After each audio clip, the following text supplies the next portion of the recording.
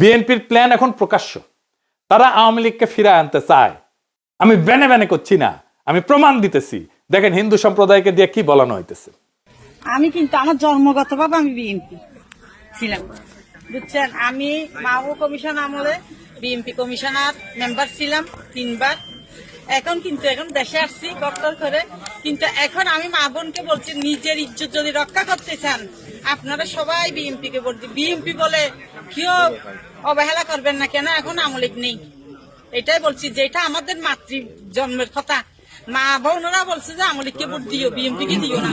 কিন্তু এখন বর্তমান আমরা আছি এখন বিএনপির হাতে, আমাদের আওয়ামী লীগ নাই। তোমরা সবাই নিজের ইজ্জত যদি বাঁচাতে চাও, নিজের একটা মেয়ে যদি বড় হয় মা বাবার বয় থাকে, কিন্তু এখন বয় নেই। আর এখানে আমাদের মা বাবা এরা সবাই, এদেরকে চিনেন। যদি দূরের মানুষ হতো তাহলে বয় ছিল, এরা দূরের মানুষ নেই, এখানে আমাদের দেশের মানুষ। কোনো যদি ক্ষতি হয় কিছু হয় আপনাদের ওদেরকে ডাকতে পারবেন। আমরা এখানের মানুষ সবাই একজোট হয়ে 12 তারিখ ভোট দিবেন। সবাই ভোটের জন্য যাবেন। কিন্তু অনেকজন বলে বিএনপি কে ভোট দেবো না, যাবো না। না, এটা মনে করবেন না। বিএনপি কে দিলে মনে করবেন কোনোদিন আবার আওয়ামী লীগের হাতে যেতে পারবেন আপনারা। বিএনপি কে চান, কিন্তু অন্য দল দেখবেন, কিন্তু নিজের হাতে নিজে কপালে হাত মারবেন। এখানে বিএনপি ছাড়া আর কোনো উপায় আমাদের নাই। এখানে হিন্দু বা মুসলিম হোক, সবাই বিএনপি কে চান। আমি বলছি আমাদের এই এলাকার সবাই আপনারা বিপদের সময় না পেলে এদেরকে পাবেন। এরা এখানে কাছের লোক, এরা দূরের নাই। কেউ হারিয়ে যেতে পারবেন এখান থেকে, আমাদের হাত থেকে, কেন এগুলো আমাদের দেশের লোক। তাই আমি বলছি মা বোনকে, এখানে মহিলা হইয়ে বা পুরুষ হইয়ে ওই বিএনপি কে দেবো না এই কথা আর বলিয়েন না। কেন আমরা এখন একটাই দল, বাংলাদেশে একটাই দল আছে, ওইটাই কোনো দল না। এটা নিজেরাই দল করছে, যে এটাকে কেউ সমর্থন দেবে না ওই দলকে। আমরাই এখন হচ্ছি যে কি সবাই বলো বিএনপি কে চাই, ভোট চাই, ধানের শীষে ভোট দেবে, এটাই আমরা চাই। আমাদের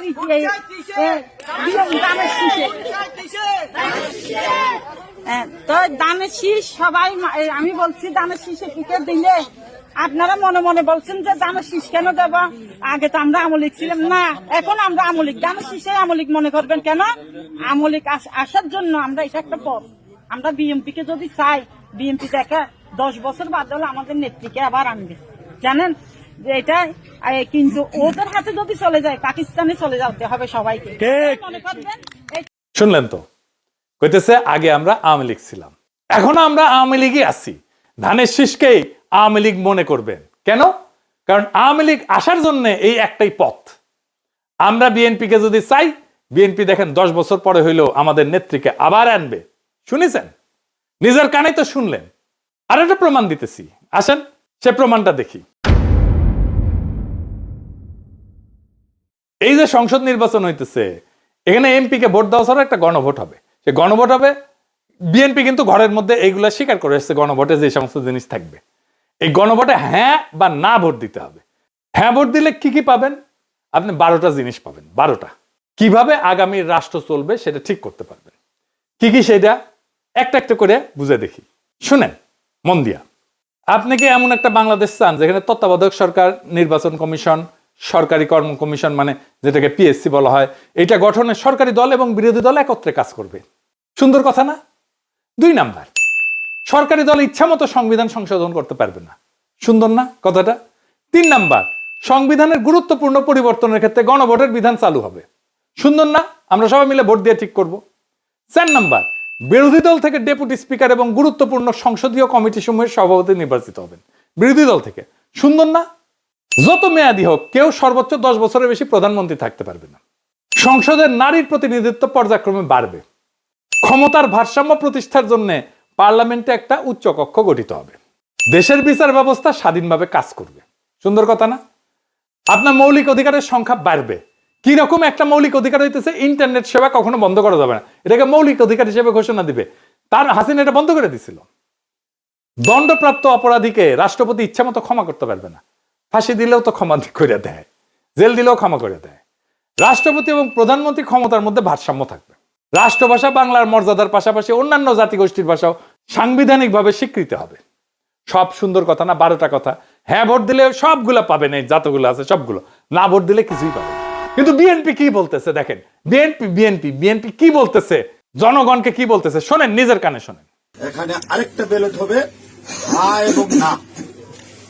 আপনারা একটু গণভোট হয়েছেন না, এটা গণভোট। গণভোট হবে হ্যাঁ এবং না। যদি আপনারা যারা আওয়ামী লীগ করেন, যারা অন্যান্য দল করেন, তাদের তাদের জ্ঞাতার্থে সুবিধার্থে আমি জানাচ্ছি, যদি হা জয়যুক্ত হয় কোনো ক্রমে, সারা দেশে যদি হা জয়যুক্ত করা মানে ভোটে জয়যুক্ত হয়, তাহলে এদেশের স্বাধীনতার পরে ৭২ যে একটা সংবিধান ছিল, শেখ মুজিবুর সাহেব করেছিল, ডক্টর কামালের হাতে লেখা, এই সংবিধান টোটাল ডাউমিট করে দেবো, মানে মুছে ফেলবো। স্বাধীনতার যে আছে ৭১ সালে যে যুদ্ধটা হয়েছিল, এই যুদ্ধটা ৭১ সালের কোন ঘটনায় বাংলাদেশে আর থাকবে না। আপনার ইয়ের মধ্যে যে সংস্কার করতে চাইতেছে, যে সংস্কারের জন্য হানা বুট হইতেছে, এদের মধ্যে লেখা আছে ৭১ সালকে বাদ দিয়ে ২৪-এ যে ইটা হয়েছে, গণঅভ্যুত্থানটা হয়েছে ৭১ জায়গাটা নিবে ২৪ সাল। কেন নিবে? এটা একটা কারণ আছে, জামাত ইসলামের একটা কারণ আছে। জামাত ইসলাম ৭১ সালে দেশের স্বাধীনতা চায় না, এদেশে বাংলাদেশের স্বাধীন হোক, বাংলাদেশ স্বাধীন হোক, জামাত ইসলাম কিন্তু এটা চাই নাই। যারা আওয়ামী লীগ করেন তারা একটু খেয়াল করে শোনেন। যদি হা জয়যুক্ত হয়, তাহলে আওয়ামী লীগ কিন্তু এখন মানে কি জানি প্রজ্ঞাপনের মাধ্যমে আপনার স্থগিত হয়েছে, আওয়ামী লীগ নির্বাচনে অংশগ্রহণ করতে পারবে না। যদি হা জয়যুক্ত হয়, তাহলে আওয়ামী লীগ একবারে আর কোনো মিটিং টিটিং হবে না, মিটিং টিটিং সংসদে কোথাও উঠবে না। ওই হার মধ্যে এই লেখা আছে আওয়ামী লীগ নিষিদ্ধ। এই যে ২৪ সালে গণহত্যার জন্য আওয়ামী লীগ কিন্তু নিষিদ্ধ হয়ে যাবে আপনাদের ভোটেই। যদি হাতে ভোট দেন, হাতে ভোট দিলে আপনার ১৬ ডিসেম্বর থাকবে না, ২৬ মার্চ থাকবে না, আপনার ৭১ সালের যে যুদ্ধ করতে মা বোনেরা ইজ্জত দিচ্ছে, ৩০ লক্ষ মা বোনের ইজ্জত দিচ্ছে, এটা থাকবে না। অর্থাৎ আপনারা যারা আওয়ামী লীগ করেন, দয়া করে আপনারা না ভোটের জন্য হলো আওয়ামী লীগের তো আমরা আসলে বিএনপি হইতেছে উদারপন্থী রাজনৈতিক দল। আমরা বিএনপি চাচ্ছি সকল দল মিলে একটা দেশে নির্বাচন হোক, সকল এবার না হোক, সামনে যেন সকল দল একটা নির্বাচন অংশগ্রহণ, ৫ বছর পরে যে সকল দল নির্বাচনে অংশগ্রহণ করতে পারে। আপনারা আপনাদের যারা আওয়ামী লীগ করেন, আপনাদের দল রক্ষা করার জন্য আপনাদের কেন্দ্রে যাইতে হবে, ঠিক আছে? আপনাদের কেন্দ্রে যাইতে হবে, আপনাদের দল রক্ষা করার জন্য, না ভোট দেওয়ার জন্য হইলে সার্বভৌমত্ব দেশ রক্ষা করার জন্য ৭১কে ফিরিয়ে, মানে ৭১ যেভাবে আছে স্বাধীনতার যুদ্ধটার ইতিহাস আছে, এই ইতিহাসটা রক্ষার জন্য হইলেও যারা না ভোট দিবেন, যারা আওয়ামী লীগ করেন, আপনাদের কেন্দ্রে অবশ্যই যেতে হবে। কেন্দ্রে যদি আপনারা আপনাদের দলকে রক্ষা করতে যান, যেহেতু এবার আপনাদের নাই কোন নমিনেশনের, আওয়ামী লীগের কোন প্রার্থী নাই, দয়া করে সেক্ষেত্রে আপনাদের কাছে আমাদের অনুরোধ, যারা আওয়ামী লীগ করেন, বিএনপির তো আপনারা ভোট আমাদের দিবেনই, ঠিক আছে? যারা বিএনপি করেন ওরা তো আমাদের ভোট দিবেনই। না ভোট দেওয়ার জন্য যারা কেন্দ্রে যাবেন, আপনাদেরকে যেতেই হবে, আপনাদের অস্তিত্ব রক্ষার জন্য, আওয়ামী লীগ রক্ষার জন্য হইলেও আপনাদের কেন্দ্রে যেতে হবে। শুনেছেন? তার মানে বিএনপির ঘুরে ফিরে আওয়ামী লীগকে ফিরে আনতেই চায়। তারা অনেক আগে থেকে বলতেছে কিন্তু আওয়ামী লীগ নির্বাচনে আসুক। শুনেন। তবে আওয়ামী লীগের প্রধান প্রতিদ্বন্দ্বী বিএনপি চায় দলটি নির্বাচনে আসুক, নির্বাচনটি হোক অংশগ্রহণমূলক। আমরা আশা করব যে এই নির্বাচনটি পার্টিসিপেটরি হবে, সকলের জন্যই দ্বার উন্মুক্ত, জনগণ যাদেরকে সুযোগ দিবে তারাই দায়িত্ব পাবে। আমরা কামনা করি প্রত্যেক রাজনৈতিক দল এই নির্বাচনে অংশগ্রহণ করুক, কাউকে বাদ দেওয়ার হলে জনগণই বাদ দিয়ে দেবে। যখন জনগণের বিরূপ প্রতিক্রিয়া হয়েছে, তখন বলে এইবার না আসুক, বিএনপি ক্ষমতা আসলে আওয়ামী লীগ ফিরবে, পরের বার ফিরবে। বুঝিস?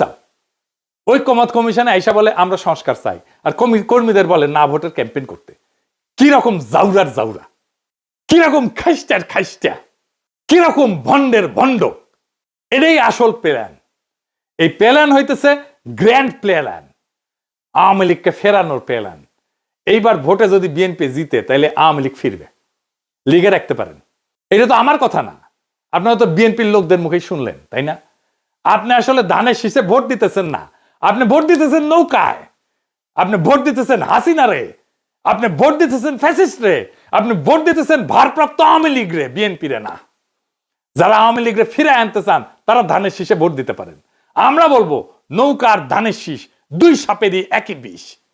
এই দুইটারে বাংলাদেশ থেকে হটাইতে হবে, এই দুইটারে ক্ষমতার আশেপাশে আসতে দেওয়া যাবে না। এটাই আমাদের আগামীর বাংলাদেশ গড়ার শপথ হোক। ইনকিলাব জিন্দাবাদ।